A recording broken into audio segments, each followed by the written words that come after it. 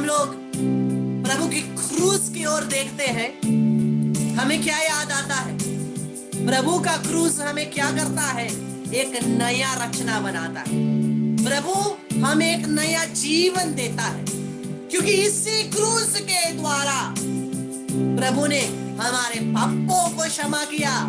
अपने लहू के द्वारा मुझे और आपको स्वर्ग के राज्य के लिए खरीदा है। और विश्वास करने वालों के लिए यही क्रूस ईश्वर की शक्ति है। मेरे प्यारे भाई और बहनों, जब हम लोग क्रूस को देखते हैं, यह हमारी मुक्ति का निशान है। क्यों? क्योंकि हम लोग अपनी सारी कमजोरियों को, अपने सारे टूटेपन को, अपने सारे दुखद घटनाओं को यीशु के क्रूस में क्रूसित करते हैं और यीशु के पुनरुत्थान के साथ एक नया जीवन जीते हैं। इसीलिए यह क्रूस हमें नव जीवन देता है, नया जीवन देता है। यही ईश्वर की शक्ति है जो इस समय मुझ और आप में संचालित हो रही है। बोलिए आमीन, हालेलुया, हालेलुया।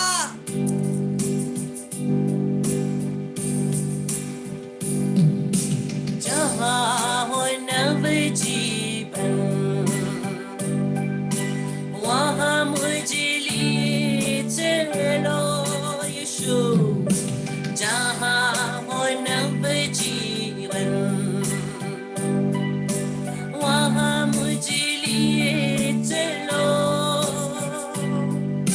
जहाँ न भय घिरे, वहाँ मुझे लिए चलो। मुझे न चाह कोई, सदा तुझे चाहा। न मैं कहीं भटकूं, तू मेरा चरवाहा। मुझे न चाह कोई, सदा तुझे चाहा। न मैं कहीं भटकूं, तू मेरा चरवाहा।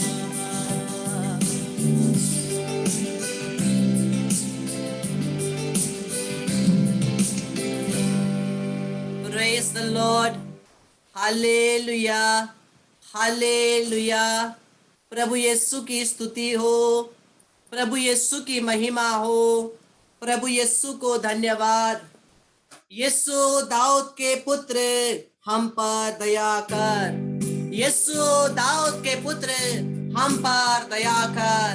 यीशु दाऊद के पुत्र, हम पर दया कर।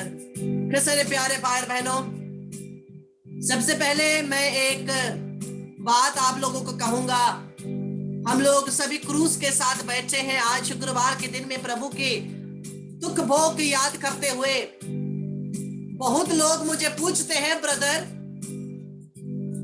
ये यीशु के साथ क्रूस होना और यीशु के बिना केवल क्रूस का काट रखना, इसमें क्या डिफरेंस है?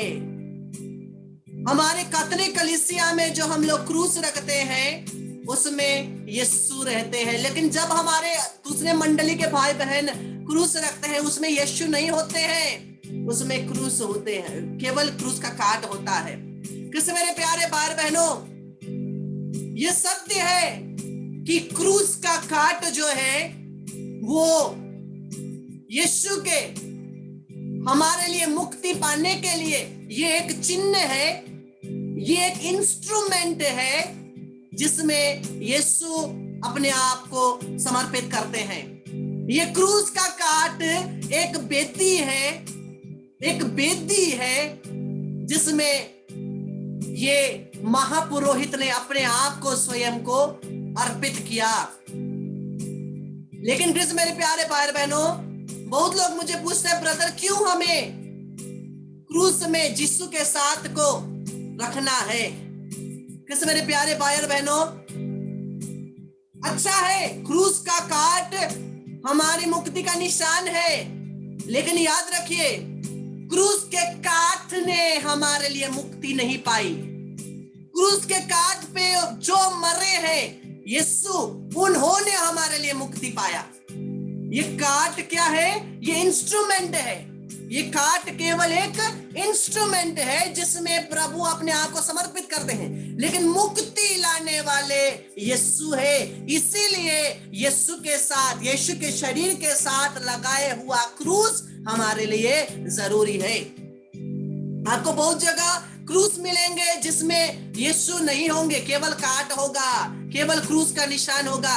लेकिन जिस क्रूस में यीशु है वो हमारे लिए बहुत जरूरी है, क्योंकि हमारे लिए मुक्ति यीशु ने पाया है। मुक्ति हमें लिए यीशु ने पाया है, इसलिए यीशु के साथ वाला क्रूस हमारे लिए बहुत जरूरी है। किसी और क्रूस का हमें दमन नहीं करना है। यीशु नहीं है तो वो अच्छा क्रूस नहीं है, बुरा क्रूस नहीं है, ऐसा कुछ नहीं है। लेकिन हमारा फोकस क्या में रहना है? हमारा फोकस यीशु में रहना है, जिन्होंने हमारे लिए मुक्ति प्राप्त किया है। इससे मेरे प्यारे भाई और बहनों, इसी के साथ हम लोग इस सेशन को आगे बढ़ाते हुए प्रभु के दुख भोग में हम लोग भाग लेते हैं। हम लोग देखते हैं लूकस के सुसमाचार अध्याय 23 में, लूकस के सुसमाचार अध्याय 23 में जब यीशु को क्रूस पर टांगा जाता है, दो तरफ कौन होते हैं? दो तरफ चोर होते हैं, डाकू होते हैं जो यीशु के साथ क्रूसित किए जाते हैं। और एक तरफ का डाकू बोलता है, अगर तू ईश्वर का पुत्र है हमें बचा, खुद को बचा। क्या कर रहा है वहां पर? लेकिन जो दूसरा डाकू है, जो दूसरा चोर है, वो क्या बोलता है? अरे मूर्ख, तुझे समझ में नहीं आता, हम लोग तो अपने कुकर्म के कारण मर रहे हैं, लेकिन जो ये यीशु है इन्होंने कुछ नहीं किया, तू क्यों इसको कोसता है?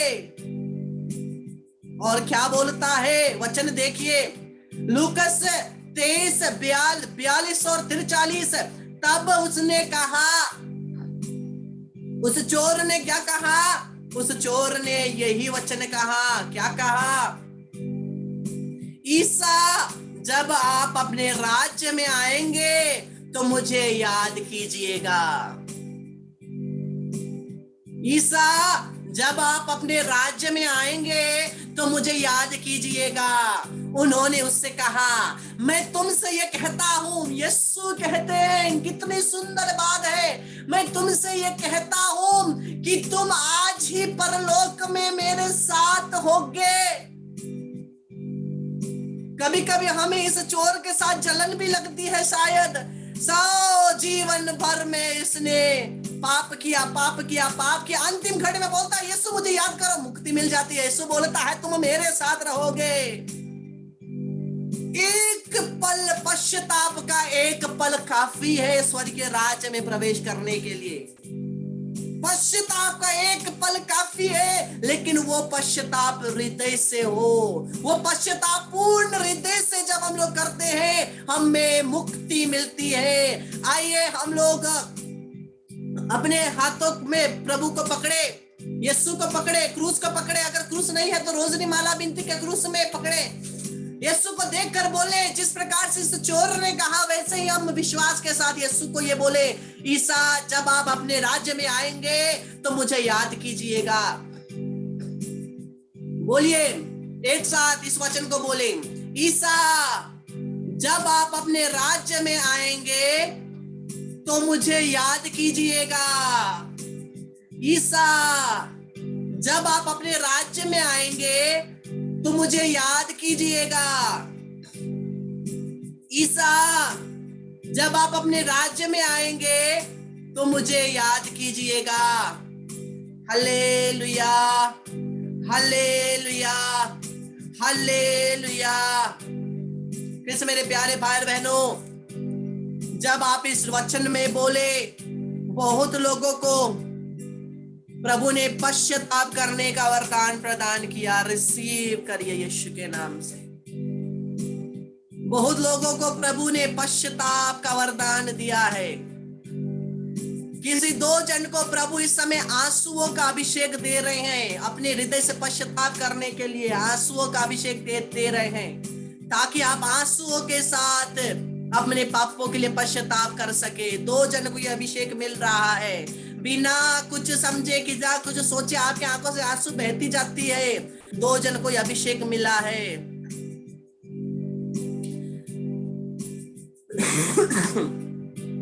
हमें चैट बॉक्स में एक स्पेशल प्रेयर इंटेंशन मिला है। सुतापा बैनर्जी से बोलती है, please pray for my father, he is sick, suffering from cough and cold, please do special prayer for him. Sutapa Banerjee अपने पिता के लिए प्रार्थना मांगते हैं, जो बुखार, जो कोल्ड एंड कफ से वो इस समय बीमार है।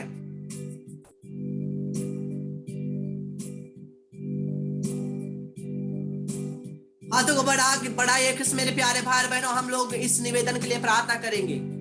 उनके पिता के लिए प्रार्थना करिए, आप भी करिए। प्रभु यीशु क्रिस्त के नाम से, प्रभु के क्रूस की शक्ति के द्वारा, प्रभु के 5 घावों के द्वारा मैं प्रार्थना करता हूं, यीशु के नाम से, by the fire of the Holy Spirit and by the merits of the 5 wounds of Jesus, by the merits of the holy cross of Jesus, in the name of Jesus, I pray for a mighty healing in the name of Jesus. Let there be a mighty healing in the name of Jesus.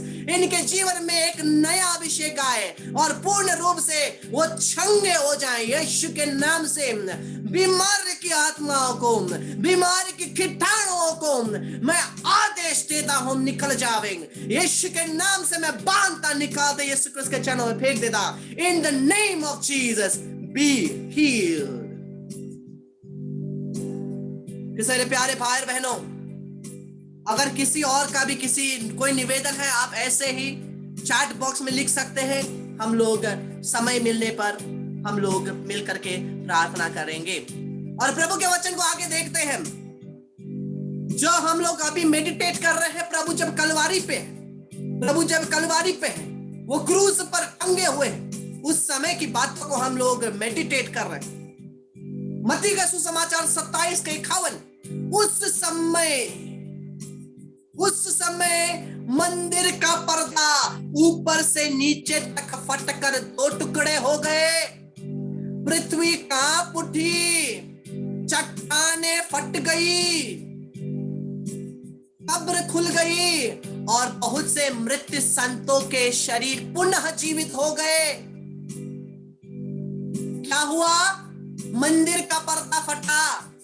मेरे प्यारे भाई बहनों, बहुत लोगों को पता है कि इसका क्या मतलब है, मंदिर का पर्दा फटा, लेकिन फिर भी बहुत सारे नए लोग हैं, उनके लिए मैं एक्सप्लेन कर देता हूं। पुराने नियम में देखेंगे, जहां पर संदूक रखा जाता था, आर्क ऑफ द कवेनेंट रखा जाता था, जहां पर परमेश्वर की विशेष उपस्थिति थी, पवित्रतम पवित्र उपस्थिति, वहां पर कोई प्रवेश नहीं कर पाता था। मंदिर के 2 भाग होते थे, एक अंदर का भाग, एक बाहर का भाग। अंदर का भाग पर्दे से ढका हुआ था, बाहर के भाग में लोग आ सकते थे, लेकिन अंदर के भाग में केवल साल में एक बार महापुरोहित ही प्रवेश कर पाता था, वो भी बलि चढ़ाने के बाद। साल में एक बार ही वो प्रवेश कर सकता था। और यहां पर एक पर्दा लगा है, कोई भी मनुष्य उस पवित्रतम पवित्र परमेश्वर की उपस्थिति में नहीं जा सकता, अगर जाएगा तो तुरंत मर जाएगा। लेकिन जब यीशु मरते हैं, अपने आप को बलि चढ़ाते हैं, मंदिर का पर्दा फटता है, यीशु स्वयं उस पवित्रतम पवित्र परमेश्वर की उपस्थिति में जाने का रास्ता बनते हैं। उनके लहू के द्वारा वो मुझे और आपको धो करके शुद्ध करते हैं। अशुद्ध मनुष्यों को वो अपने लहू के द्वारा शुद्ध करते हैं, ताकि हम उस पवित्रतम पवित्र उपस्थिति में प्रवेश कर सके। इसीलिए मंदिर का पर्दा फटा, इसीलिए मंदिर का पर्दा फटा। कृष्ण मेरे प्यारे भाई बहनों, भयंकर प्रकार से अभिषेक इस समय आ रही है। आप महसूस शायद कर पा रहे हैं, भयंकर प्रकार से प्रभु का अभिषेक इस समय प्रत्येक के जीवन में प्रत्येक के आसपास में अभिषेक, पवित्र आत्मा का अभिषेक और प्रभु की उपस्थिति आ रही, क्योंकि मैं महसूस कर पा रहा हूं, इसलिए मैं आपको बोल रहा हूं कि मेरे प्यारे भाई और बहनों, और क्या होता है, पृथ्वी कांप उठती है, चट्टान फट गई है, कब्र खुल गए और बहुत से मृत संतों के शरीर पुनः जीवित हो गए। और क्या हुआ? संत मत्ती का सुसमाचार 27 का 56 कहता है, शतपति और उसके साथ ईसा पर पहरा देने वाले सैनिक भूकंप और इन सब घटनाओं को देखकर अत्यंत भयभीत हो गए और बोल उठे, निश्चय ही यह ईश्वर का पुत्र था। उन्होंने मान लिया क्या? निश्चय ही यह ईश्वर का पुत्र था। पवित्र क्रूस हमारे जीवन में परिवर्तन लाता है, कन्वर्शन लाता है। हमारे पापमय जीवन से क्या होता है? प्रभु हमें टर्न करते हैं, पापमय जीवन से हमें कन्वर्ट करते हैं एक भला अच्छा जीवन जीने के लिए। यह क्रूस की शक्ति है, यह पवित्र बलिदान की शक्ति है, और यही शक्ति इस समय आपके ऊपर आती है। आइए हम लोग और 2 जन का निवेदन आया है, प्रार्थना निवेदन, उनके लिए प्रार्थना करेंगे, क्योंकि आज विशेष प्रार्थना का दिन है, इसलिए हम लोग प्रार्थना करेंगे। Jeena Rai, my mother is admitted in hospital suffering from asthma, please pray for her. यीशु के लहू से मैं अपने आप को बांधता हूं, मेरे परिवार को बांधता हूं, मेरे टीम मेंबर्स को बांधता हूं, पवित्र हृदय में समर्पित करता हूं। मां मरियम के आंचल से ढकता हूं, ज़करिया 2:5 आंख का दीवाल में लगाता हूं। आइए प्रार्थना करें उनके लिए, जीना के मम्मी के लिए जो अस्थमा की वजह से हॉस्पिटल में है। प्रभु यीशु के क्रूस की शक्ति के द्वारा मैं प्रार्थना करता हूं, प्रभु के पवित्रतम क्रूस की शक्ति के द्वारा जीना आपकी माता को चंगाई का दान मिले यीशु के नाम से। Be healed in the name of Jesus by the power of the holy cross of Jesus. और एक हमारे पास निवेदन आया है, आइवन हिपोलिट बोलते हैं, My wife is sick due to diabetes and had leg infection. She was operated and is recovering slowly. Please pray for her speedy recovery. Ivan के पत्नी के लिए भी हम लोग प्रार्थना करते हैं यीशु के नाम से। प्रभु तेरे पवित्र लहू उनके शरीर में बहे और उनको जल्दी से जल्दी सुस्वास्थ्य मिले। प्रभु यीशु क्रिस्त के नाम से प्रार्थना करते हैं और हम लोग विश्वास के साथ बोलते हैं आमीन। और हम लोग वचन को आगे देखते हैं।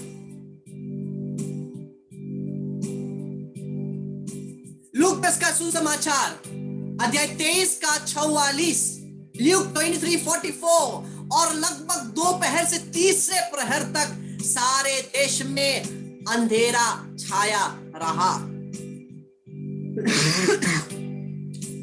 मेरे प्यारे भाई बहनों, 3 घंटे तक पूरे संसार में अंधेरा छाया रहा, अथाह अंधकार बना रहा। और प्रभु के वचन को दूसरे जगह देखते हैं, मार्कुस 15 का 34 कहता है, तीसरे प्रहर ईसा ने ऊंचे स्वर से कहा, एलोय एलोय लामा सबक्तानी। इसका अर्थ है, मेरे ईश्वर तूने मुझे क्यों त्याग दिया है? My God, why have you abandoned me? क्रूस पे मेरे प्यारे भाई और बहनों, जब यीशु क्रूस पर मर रहे थे 3 घंटे तक, आपको पता है परमेश्वर यीशु 100% इंसान थे और 100% ईश्वर थे, लेकिन ये 3 घंटे में ये दिव्यता परमेश्वर ने यीशु से उठा लिया और वो केवल इंसान बने। 3 घंटे के लिए केवल इंसान बनकर इंसानी रूप से उन्होंने मेरे और आपके पापों के लिए वो दुख सहा। और ये जो 3 घंटे प्रभु ने इस पवित्र आत्मा के लॉस को, दिव्यता के लॉस को एक्सपीरियंस किया। क्यों?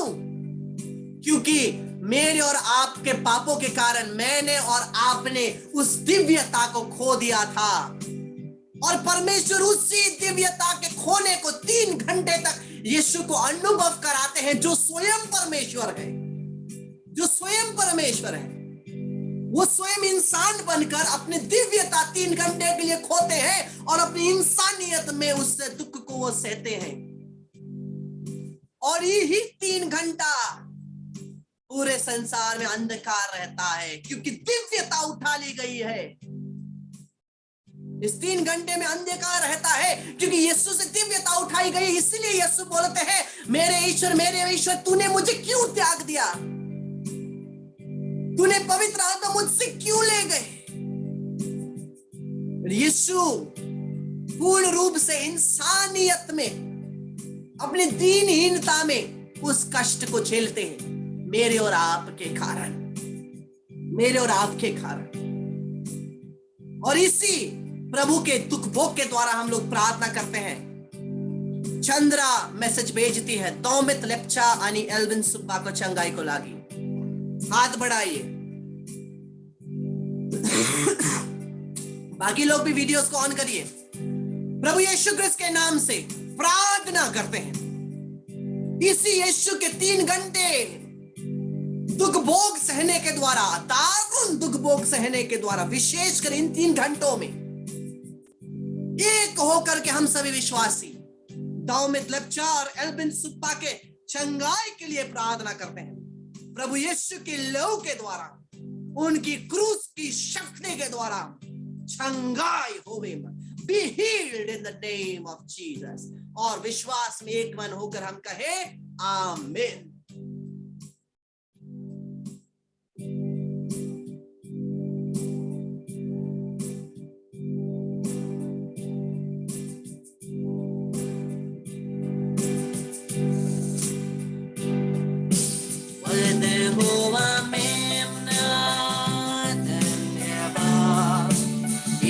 तुझे आदर महिमा, यीशु राजा तेरा राज युग युग रहे। वध हुआ मेमना धन्यवाद, यीशु तुझे आदर महिमा, यीशु राजा तेरा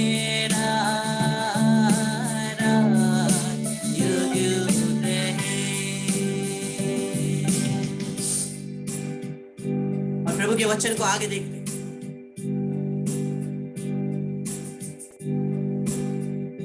संत योहन का सुसमाचार अध्याय 19 पद संख्या 34। लेकिन एक सैनिक ने उनकी बगल में भाला मारा और उसमें से तुरंत रक्त और जल बह निकला।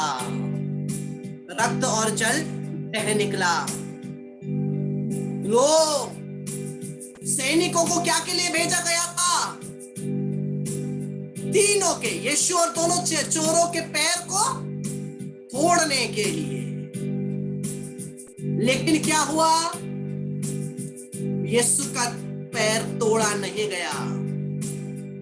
केवल 2 चोरों का पैर तोड़ा जाता है, यीशु का नहीं। लेकिन सैनिक आकर के क्या करता है? यीशु के बगल में भाला मारता है।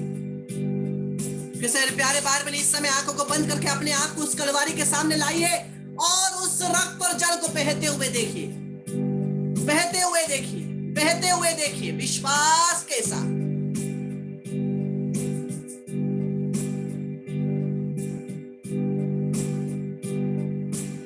उस कृपा को आपके ऊपर आते हुए देखिए, उस रक्त और जल को आपके ऊपर बहते हुए देखिए।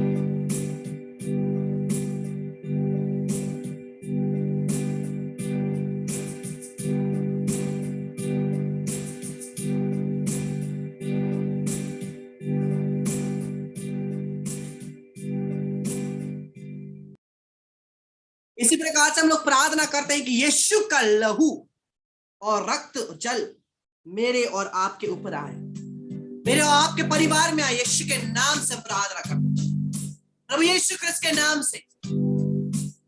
उस एक बूंद जल, एक बूंद रक्त यीशु के हृदय से लेकर मैं अपने ऊपर और मेरे परिवार के ऊपर लगाता हूं, बिना किसी को छोड़े। जितने लोग ऑनलाइन हैं उनके ऊपर उसी लहू को लगाता हूं यीशु के नाम से।